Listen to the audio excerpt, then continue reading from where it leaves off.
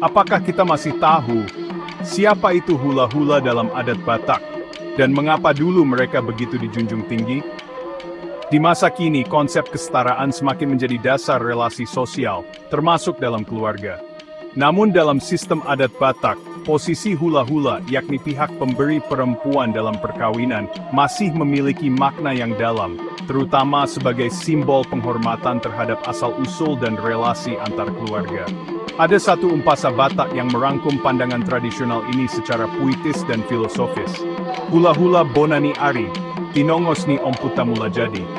Si subuton marulak noli, si sombaon dirimni tahi, hula-hula mataniari binsar, si panupak dotondina, si panuahi ia sahalana, dinasa poparana. Jika diterjemahkan secara literal, baris pertama menyebut hula-hula sebagai bonani ari, pusat dari hari, poros relasi. Mereka dianggap diutus oleh Mula Jadi, yaitu Tuhan dalam kepercayaan Batak. Disebut pula bahwa hula-hula layak dibujuk berkali-kali dan dihormati sepenuh hati. Lanjut ke bait kedua. Mereka digambarkan seperti matahari terbit, sumber terang dan harapan. Roh dan tuah mereka dipercaya membawa berkat bagi seluruh keturunan. Tentu, kita hidup di zaman yang berubah. Umpasa ini bukan ajakan untuk kembali ke tatanan yang tak lagi relevan, melainkan undangan untuk memahami bahwa dalam relasi kekeluargaan Batak, ada nilai penghormatan dan keseimbangan yang penting dijaga. Dalam konteks modern, hula-hula bukan lagi dilihat sebagai sosok yang lebih tinggi, melainkan sebagai bagian dari jaringan relasi sosial yang patut dihargai.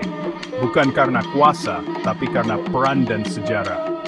Filosofi ini mengajak kita untuk melihat bahwa relasi keluarga bukan hanya soal hak dan kewajiban, tapi juga soal maruah, rasa tahu diri, dan saling menghormati. Dalam masyarakat yang semakin setara, nilai-nilai ini bisa tetap hidup, tanpa harus menindas, tanpa harus mengunggulkan satu pihak di atas yang lain.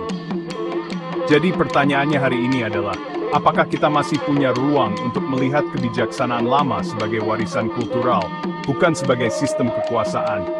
Mari kita pelihara budaya, bukan untuk membekukan masa lalu, tapi untuk memberi makna pada masa kini, dengan cara yang adil, setara, dan tetap berakar pada jati diri.